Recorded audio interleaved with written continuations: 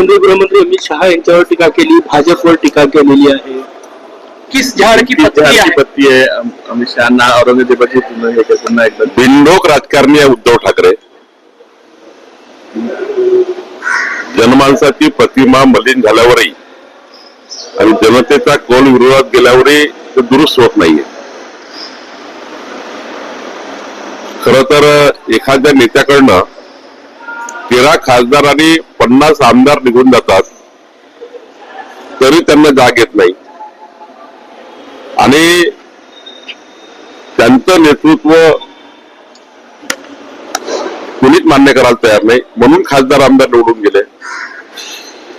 खासदार आमदाराशी कुठलाही संपर्क त्यांच्या जीवनात त्यांचा नव्हता म्हणून एकनाथ शिंदेशी लोक गेले आणि त्यांचे लोक त्यांच्यातून निघून गेल्यावर भाजपाला दोष देऊन ते माननीय अमितभाई मोदीजी आणि भारतीय जनता पार्टीवर ते नेहमी टीका करतात. आत्मपरीक्षण केलं पाहिजे की आपण कुठे चुकलो आहोत. जर त्यांनी आमदार खासदारांना योग्य वागणूक दिली असती तर ही परिस्थिती महाराष्ट्रात नसती.